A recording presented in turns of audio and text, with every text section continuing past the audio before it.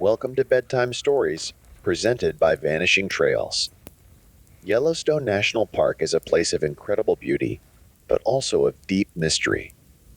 It is a land shaped by fire and time, where boiling springs and ancient forests whisper secrets to those who listen.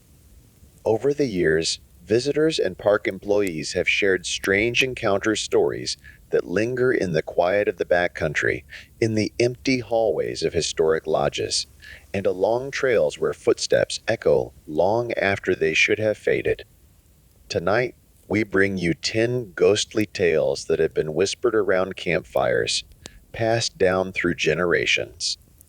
These are just stories, tales woven from history, imagination, and the lingering echoes of the past. Or are they? If you enjoy these eerie tales, consider subscribing to Vanishing Trails podcast on YouTube or wherever you get your podcasts.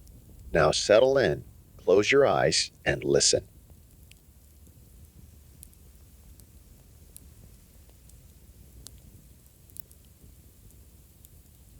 The Vanishing Hitchhiker of Yellowstone Lake.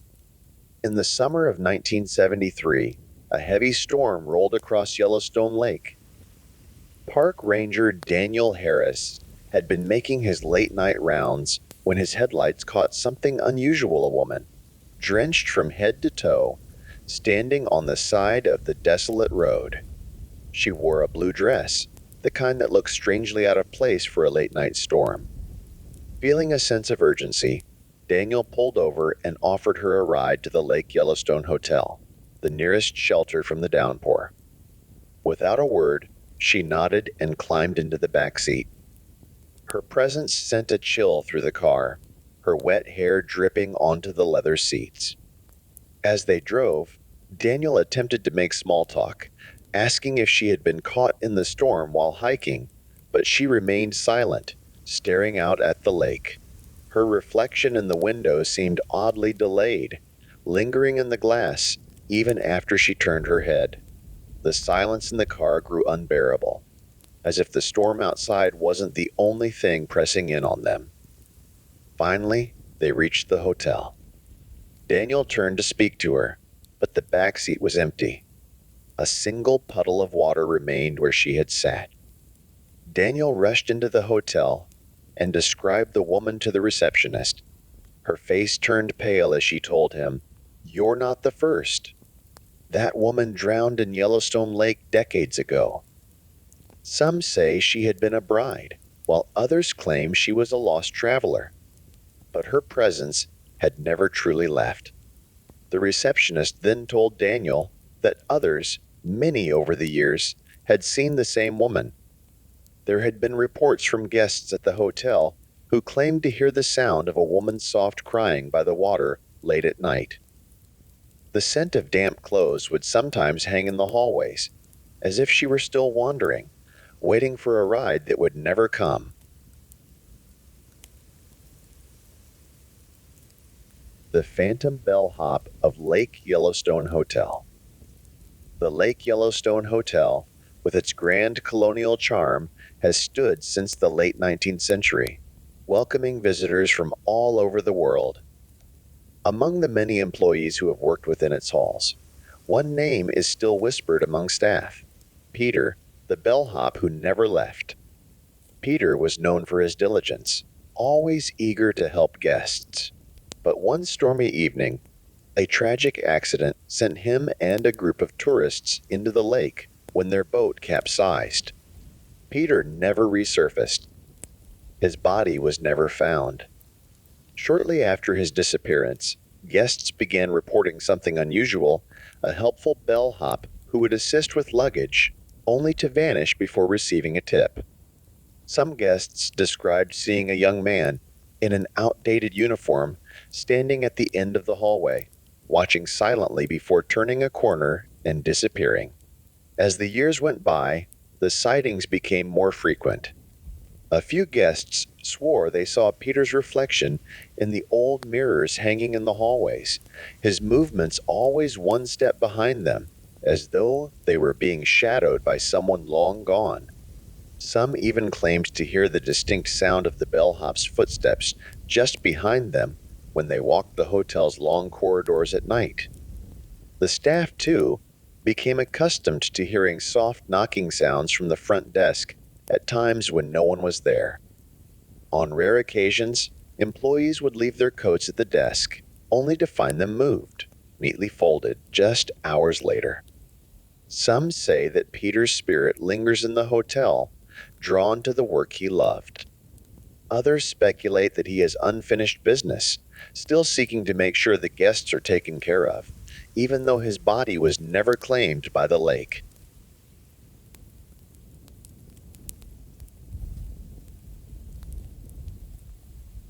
The Weeping Woman of Mammoth Hot Springs Hotel.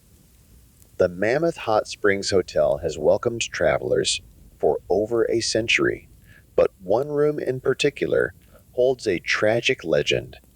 In the 1920s, a newlywed couple checked in, eager to begin their honeymoon. The husband, a park ranger, was suddenly called away on duty. He promised to return by nightfall. He never did. Reports vary. Some say he was attacked by a bear. Others say he lost his footing and fell into a geyser. Whatever the truth, the bride refused to believe it. She locked herself in their room, refusing food and visitors. Days later, when staff entered, they found her lifeless body, still in her wedding dress. Guests now claim to hear soft weeping at night, the sound of sorrow echoing through the hall. Some have seen a woman in white, standing by the window, staring into the distance, waiting for a husband who will never return. But it is not just the guests who have heard her mournful cry. The staff who work late at night report feeling an icy chill that comes from room 304. The light in the hallway outside will flicker, sometimes casting strange shadows that move independently of the dim light. One housekeeper, having gone to clean the room, recalls a peculiar incident. When she stepped into the room, she noticed the reflection of a woman in the mirror, standing by the window. The woman's face was pale, eyes full of sorrow. When she turned to speak to her, the reflection disappeared instantly. The room was empty.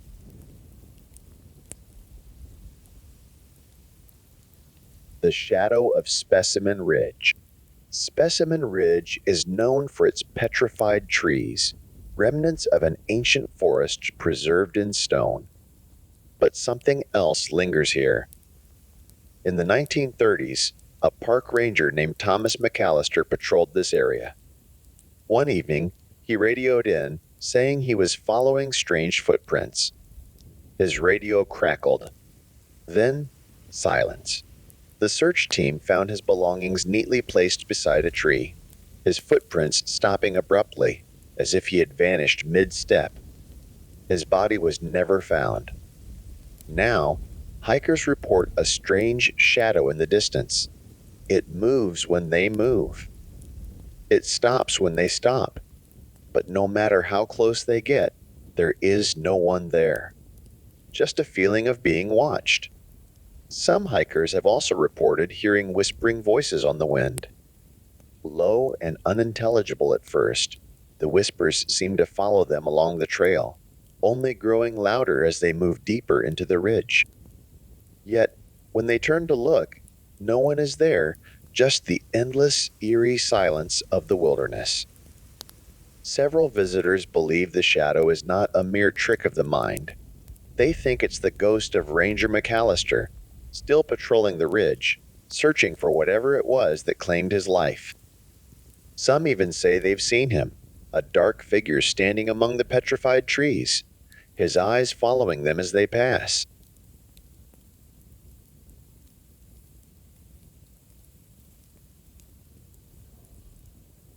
The Screaming Wind of Mount Washburn.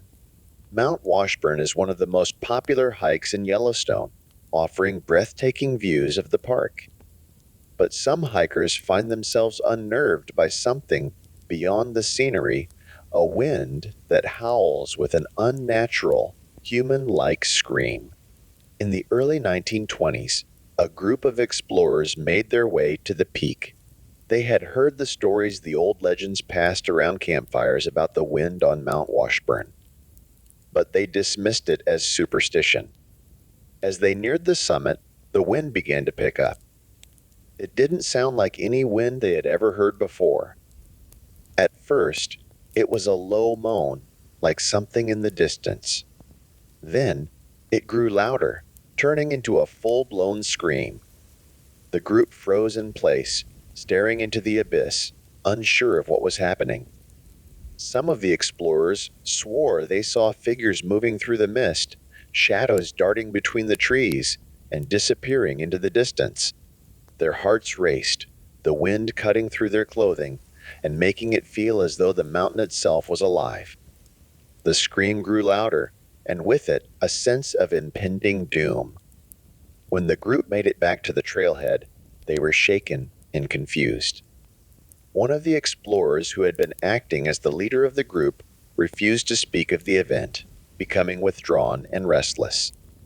It is said that he was haunted by the scream, which followed him for the rest of his life.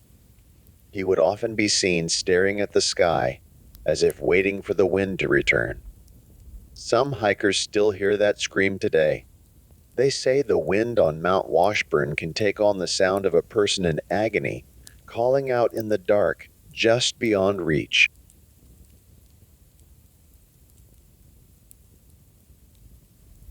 The Lantern Bearer of Lamar Valley. Lamar Valley is often called the Serengeti of North America, a vast expanse where wolves roam and bison graze. But long ago, in the late 1800s, it was home to a lone prospector named Samuel Briggs. Samuel had one dream to strike gold. He spent years scouring the land, his only companion the lantern he carried on his nightly excursions. Locals often warned him of the dangers of wandering too far, but Samuel was stubborn. One night, a violent storm rolled through the valley, bringing heavy rains that loosened the mountainside. A rock slide thundered down, burying Samuel beneath the earth. His body was never recovered. Yet some say his search is not over. Hikers report seeing a distant lantern light weaving through the valley, bobbing as if carried by an unseen hand.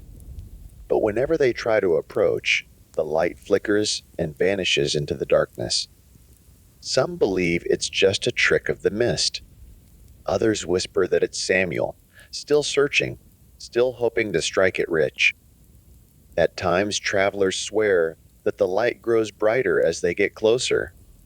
The soft sway of the lantern's flame seems to beckon them, urging them forward into the wilderness, only to disappear as quickly as it appeared. Some locals have even said they've heard Samuel's voice on the wind, calling out to them in desperation. His spirit, it seems, has never left the valley, forever chasing after the riches he could never claim.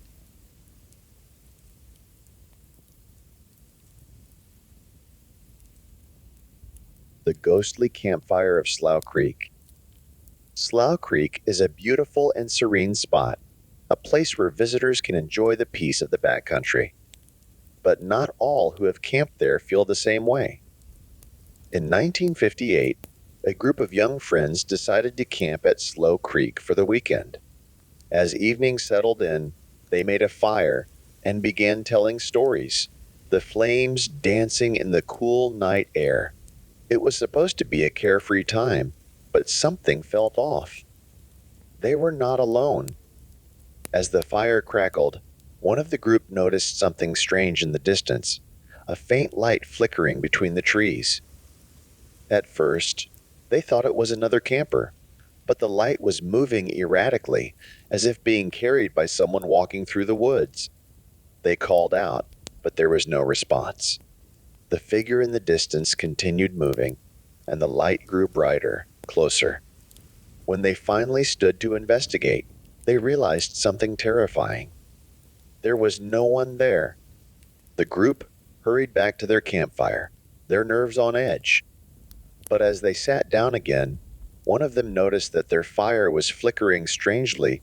Its light seemed to shift in unnatural patterns.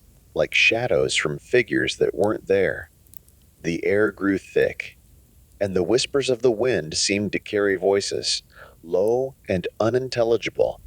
The next morning, they packed up in a hurry, leaving behind everything they had brought with them. They left the campsite so quickly that they didn't even take their tents down. No one spoke of what had happened, but the unease remained. For years, the memory of the ghostly campfire lingered in their minds, a reminder that not all lights in the wilderness come from friendly hands.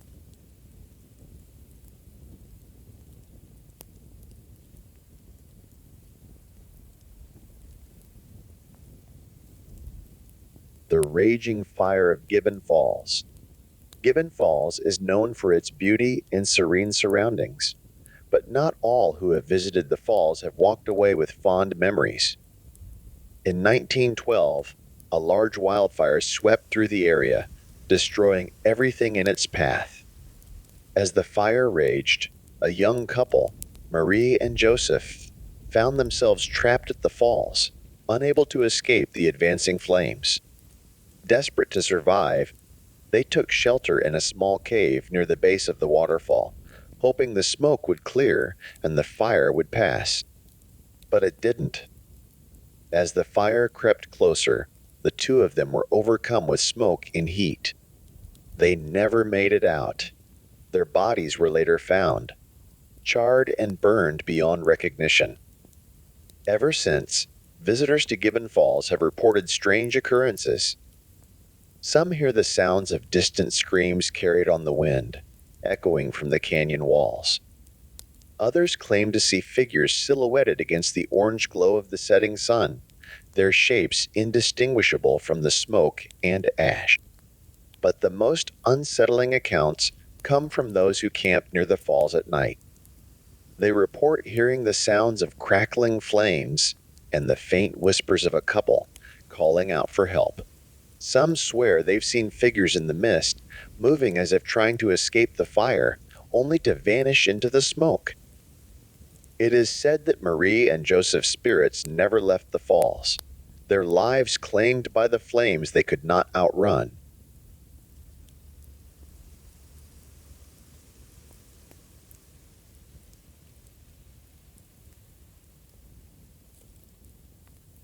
The shadow of the bison. The Hayden Valley is home to herds of bison, but it's also the site of a strange, shadowy presence. In 1934, a group of hikers ventured into the valley, hoping to witness the bison in their natural habitat.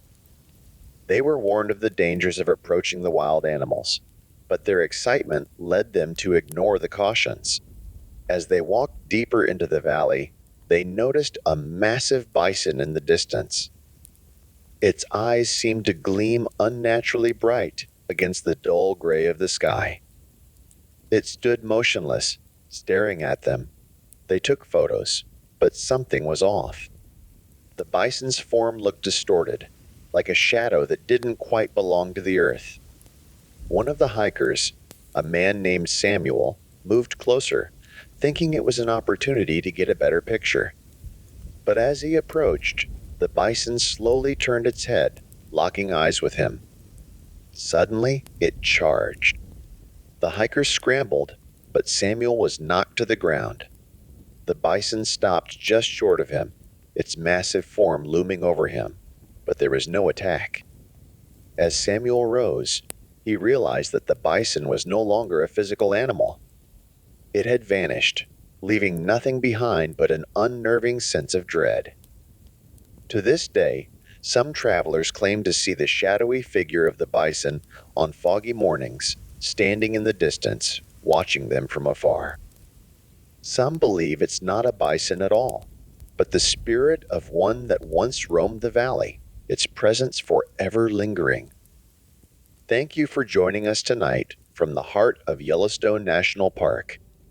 If you enjoyed these tales, don't forget to subscribe to Vanishing Trails podcast on YouTube or wherever you listen to your podcasts.